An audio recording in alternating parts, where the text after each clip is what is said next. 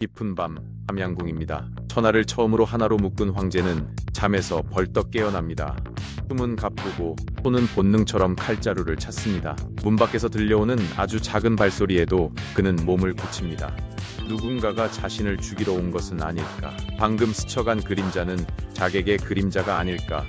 모든 나라를 무너뜨리고 천하를 손에 넣은 남자가 왜 이렇게까지 밤마다 떨었을까요? 우리는 흔히 진시황을 떠올릴 때 거대한 업적과 잔혹한 통치를 함께 생각합니다.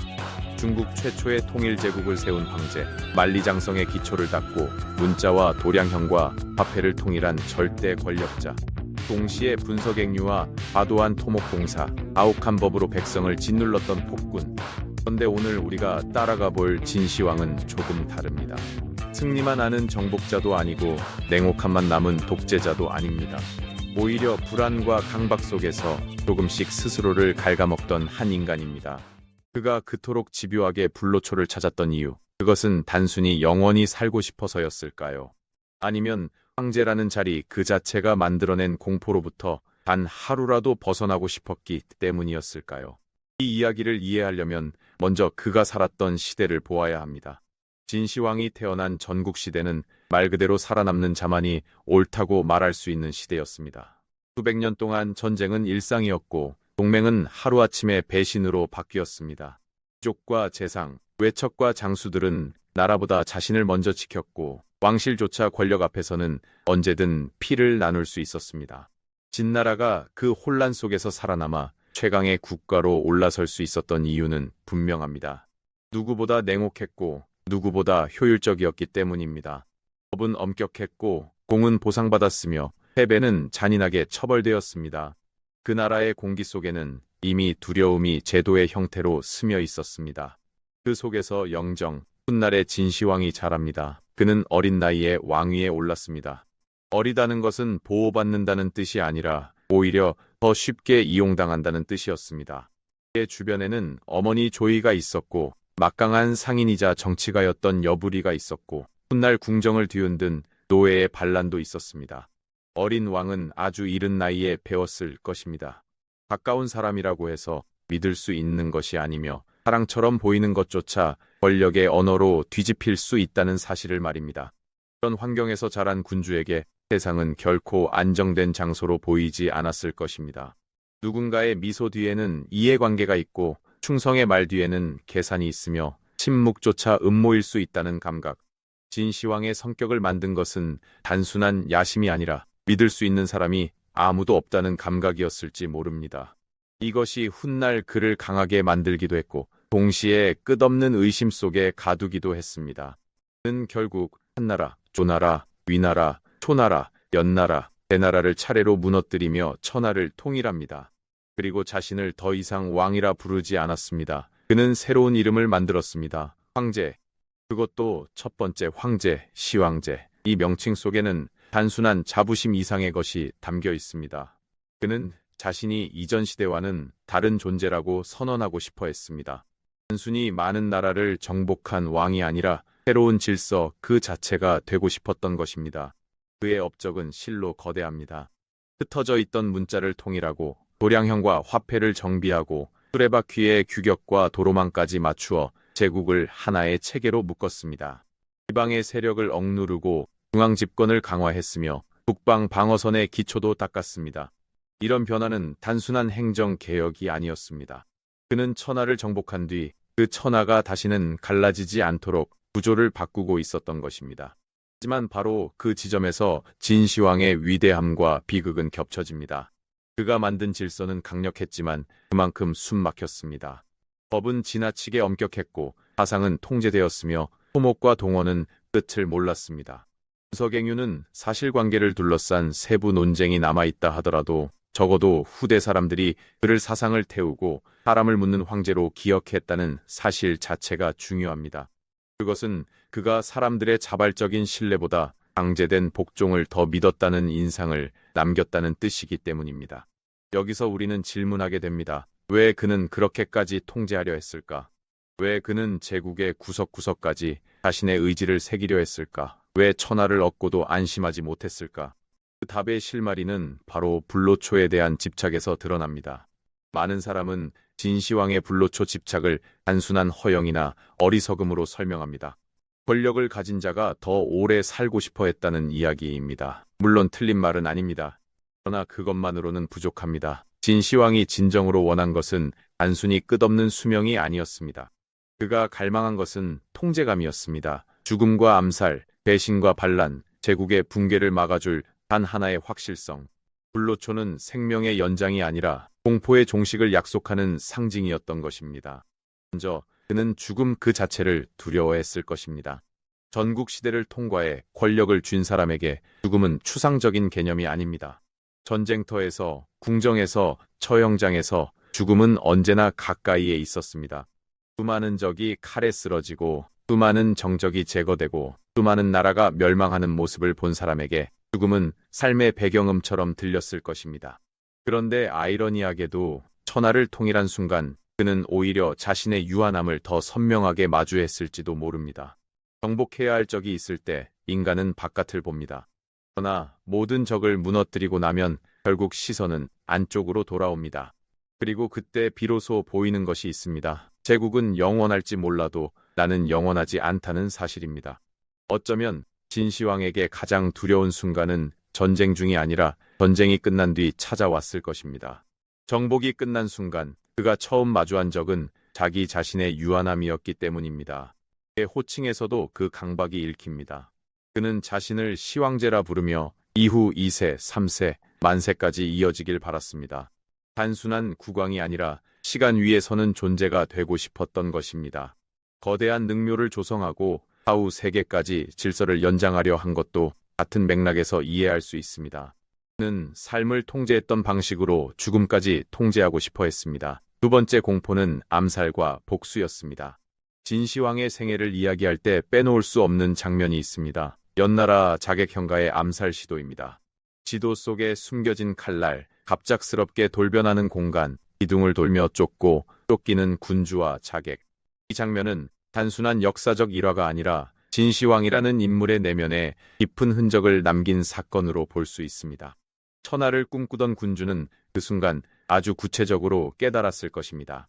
왕의 자리는 높지만 동시에 너무나 취약하다는 사실을 말입니다. 통일 이후 상황은 더 나아지지 않았습니다. 오히려 더 악화되었을 가능성이 큽니다. 그가 멸망시킨 6나라의 잔존 세력, 원한을 품은 귀족들, 몰락한 가문들의 후예, 강제된 질서에 반감을 품은 사람들. 천하를 얻는다는 것은 모든 시선을 자신에게 집중시키는 일이기도 합니다. 그리고 그 시선 가운데는 존경만 있는 것이 아닙니다. 증오와 복수심도 함께 따라옵니다. 그래서 그는 늘 움직였습니다. 끊임없이 순행했고 한 곳에 오래 머물지 않았습니다. 거처와 이동 경로를 숨겼고 신하들조차 황제가 정확히 어디에 있는지 알지 못하게 했습니다. 어떤 기록은 그가 자신의 행선지를 누설하는 자를 엄히 다스렸다고 전합니다. 이것을 단순한 권위 연출로만 보기는 어렵습니다. 그 안에는 황제의 불안이 있습니다. 권력을 과시하려는 욕망 이전에 살아남아야 한다는 본능이 있었던 것입니다. 세 번째 공포는 제국의 붕괴였습니다. 진시황은 단지 한 나라의 왕이 아니었습니다. 그는 여러 나라를 하나의 법과 제도 아래 묶어낸 최초의 황제였습니다. 이 말은 곧 그 체제가 아직 충분히 뿌리내리지 못했다는 뜻이기도 합니다. 너무 거대한 변화는 그것을 만든 사람의 존재에 과도하게 의존합니다. 진시황은 아마 알고 있었을 것입니다. 자신이 사라지는 순간 이 거대한 제국은 다시 갈라질 수 있다는 사실을. 그가 봉건 제후 대신 군현제를 밀어붙이고 지방 세력을 끊임없이 견제한 이유도 여기에 있습니다. 그는 질서가 자연스럽게 유지된다고 믿지 않았습니다. 질서는 누군가가 매 순간 붙들고 있을 때만 유지된다고 생각했습니다. 그리고 그 누군가는 결국 자기 자신이라고 여겼을 것입니다. 내가 사라지면 질서도 사라진다. 이 강박이야말로 진시황의 불로초 집착을 설명하는 핵심입니다. 그의 영생 욕망은 사실상 제국 유지 욕망과 하나로 붙어 있었습니다. 그래서 그는 신선 사상에 기대게 됩니다. 바다 건너 어딘가에 신선이 살고 동래산에는 늙지 않는 약초가 있으며 그것을 얻으면 죽음을 미룰 수 있다는 믿음. 오늘의 기준으로 보면 비현실적인 신화처럼 보이지만 진시황은 실제로 이런 이야기들을 심각하게 받아들였습니다. 그리고 방사들을 불러들이고 화복 같은 인물을 동쪽 바다로 보내 불로초를 찾게 했습니다. 여기서 흥미로운 질문이 생깁니다. 그렇게 냉혹하고 현실적이었던 정치가가 왜 이런 초월적 이야기에는 쉽게 기울었을까요? 왜 누구보다 제도와 법을 믿었던 사람이 결국 신선과 영약을 찾아 헤맸을까요? 아마도 그 이유는 아주 인간적입니다. 권력으로 해결할 수 없는 문제가 세상에는 존재하기 때문입니다. 군대는 적국을 무너뜨릴 수 있고 법은 백성을 복종시킬 수 있으며 행정은 제국을 움직일 수 있습니다. 그러나 죽음 앞에서는 그 모든 것이 무력해집니다. 통일 제국의 황제조차 자신의 심장을 멈추지 못하게 할 수는 없습니다. 그 한계 앞에서 가장 강한 사람도 결국 초월적 희망에 기대게 됩니다. 신화를 믿어서가 아니라 현실이 너무 두려워서입니다. 어쩌면 진시황이 불로초를 찾은 것은 영원히 살고 싶다는 탐욕 때문만은 아니었을 것입니다. 그는 단 하루라도 완전히 안심하고 잠들고 싶었는지도 모릅니다. 오늘 밤은 누가 나를 죽이러 오지 않을 것이라는 확신, 내가 죽어도 제국이 무너지지 않을 것이라는 보장, 신도 반란도 시간도 더 이상 나를 흔들지 못하리라는 믿음. 그러나 그런 약은 세상에 존재하지 않았습니다. 그래서 황제의 불안은 오히려 더 커졌을지도 모릅니다. 그리고 그의 마지막은 참으로 잔인한 역설을 보여줍니다. 진시황은 죽음을 피하듯 전국을 순행했습니다. 제국을 직접 살피고 통치를 확인하고 때로는 방사들의 말을 좇아 동쪽으로 향했습니다. 움직이면 안전할 것 같았고 계속 손을 뻗으면 어딘가에 답이 있을 것 같았을지도 모릅니다. 그러나 결국 그는 그 길 위에서 죽음을 맞이합니다. 피하려 했던 것을 끝내 피하지 못한 것입니다. 기원전 210년 마지막 순행 도중 그는 병을 얻어 사망합니다. 그리고 그 죽음은 즉시 드러나지 않았습니다.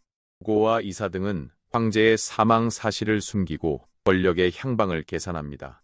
국의 문제는 뒤틀리고 부소에게 내려갈 운명은 막히고 호해가 옹립될 길이 열립니다. 전해지는 유명한 이야기 하나가 있지요. 시신에서 나는 냄새를 감추기 위해 술의 생선을 함께 실었다는 일화입니다. 이 장면은 섬뜩할 만큼 상징적입니다. 살아있을 때 천하를 떨게 했던 황제의 몸이 죽은 뒤에는 생선 냄새 속에 숨겨져 이동합니다. 그가 가장 두려워했을 혼란과 조작, 은폐와 권력 다툼이 바로 그의 죽음 직후에 시작된 것입니다. 그토록 붙들고 있던 질서는 정작 그가 눈을 감은 순간부터 흔들리기 시작합니다. 이후의 전개는 더욱 비극적입니다. 조고와 이사는 황제의 이름을 이용해 권력을 재편하고 정당한 계승은 무너집니다. 가혹한 통치와 누적된 피로는 반란의 불씨가 되어 번지고 진제국은 생각보다 훨씬 빠르게 붕괴의 길로 향합니다. 진시황이 그토록 지키려 했던 통일 제국은 그가 사라진 뒤 오래 버티지 못했습니다. 이 사실은 우리에게 불편한 질문을 던집니다. 공포를 기반으로 세운 질서는 얼마나 오래 갈 수 있는가? 누군가를 끝없이 두렵게 만들어 유지하는 권력은 정작 자기 자신도 공포에서 구원하지 못하는 것 아닌가? 진시황은 천하를 얻었지만 안심은 얻지 못했습니다. 제국을 만들었지만 영원을 만들지는 못했습니다. 불로초를 찾았지만 공포를 끝내는 약은 끝내 찾지 못했습니다. 그래서 진시황은 단순한 폭군도 단순한 영웅도 아닙니다. 그는 누구보다 거대한 업적을 이룬 창업자였고 동시에 누구보다 깊은 불안에 사로잡힌 통치자였습니다. 그의 법과 제도는 후대 제국의 틀을 만들었지만 그의 내면은 결코 제국만큼 견고하지 못했습니다. 밖으로는 만인을 압도했지만 안으로는 자신을 압도하는 공포와 싸우고 있었던 것입니다. 우리는 종종 강한 사람은 두려움이 없다고 생각합니다. 그러나 역사는 자주 다른 이야기를 들려줍니다. 가장 큰 권력은 때로 가장 큰 불안을 동반합니다. 가장 높이 올라간 사람일수록 떨어질 가능성을 더 선명하게 상상합니다. 진시황의 불로초 집착은 욕망의 이야기가 아니라 공포의 이야기였습니다. 더 많이 가지려는 탐욕이 아니라 더 이상 잃고 싶지 않다는 두려움의 이야기였습니다. 그리고 이 오래된 이야기는 어쩌면 지금 우리의 삶과도 닿아 있습니다. 사람은 왜 끝없이 더 큰 힘을 원할까요? 왜 더 많은 돈을 모으고 더 촘촘한 계획을 세우고 더 완벽한 통제를 꿈꿀까요? 그것은 정말 성공을 위해서일까요? 아니면 실패와 상실, 불확실성에 대한 공포를 조금이라도 밀어내기 위해서일까요? 오늘날 우리는 불로초를 찾지 않습니다. 그러나 각자의 방식으로 그것과 비슷한 것을 찾습니다. 완벽한 스펙, 흔들리지 않는 커리어, 충분한 저축, 건강에 대한 집착, 모든 변수를 지워버릴 것 같은 계획표. 물론 그것들 자체가 잘못은 아닙니다. 만 때로 우리는 그것들이 우리를 자유롭게 하기보다 오히려 불안을 더 정교하게 관리하게 만들고 있다는 사실을 잊습니다. 진시황이 찾던 불로초가 그의 불안을 끝내지 못했듯 현대의 불로초도 우리 마음을 완전히 잠재워주지는 못합니다. 역사는 그래서 멀리 있는 옛 이야기가 아닙니다. 진시황의 밤은 어쩌면 우리의 밤과 닮아 있습니다. 내일에 대한 불안, 잃을까 두려운 마음, 통제할 수 없는 시간을 붙잡고 싶은 욕망. 차이가 있다면 그는 제국을 가졌고 우리는 각자의 삶을 가졌다는 것뿐일지도 모릅니다. 그러나 공포의 구조는 놀라울 만큼 비슷합니다. 결국 인간은 영생을 원한다기보다 불안 없는 시간을 원합니다. 더 정확히 말하면 무너질 걱정 없이 숨 쉴 수 있는 순간을 원합니다. 진시황이 진짜 원했던 것도 어쩌면 그것이었을 것입니다. 끝없는 시간이 아니라 단 하루의 안심. 누구도 자신을 해치지 못하고 제국도 무너지지 않으며 자신의 이름도 사라지지 않으리라는 단 하루의 확신 말입니다. 하지만 역사 앞에서 우리는 알고 있습니다. 그런 확신은 어떤 황제에게도 허락되지 않았습니다. 그래서 진시황의 이야기는 단지 영생을 꿈꾸다 실패한 황제의 이야기가 아닙니다. 그것은 모든 것을 손에 넣고도 가장 중요한 평안을 얻지 못한 인간의 이야기입니다. 그리고 아마 이 점 때문에 그는 2000년이 넘는 시간이 흐른 여전히 우리를 붙잡습니다. 그는 너무 멀리 있는 괴물이 아니라 극단적인 형태로 우리 자신의 불안을 보여주는 거울이기 때문입니다. 영생을 꿈꾼 황제가 진짜 원했던 건 끝없는 시간이 아니라 단 하루의 안심이었는지도 모릅니다. 역사 속 위대한 인물들의 겉모습이 아니라 그들의 두려움과 욕망까지 함께 들여다보고 싶다면 구독과 알림 설정 부탁드립니다. 다음 이야기에서도 우리가 알고 있다고 믿었던 역사의 얼굴을 다시 한번 뒤집어 보겠습니다.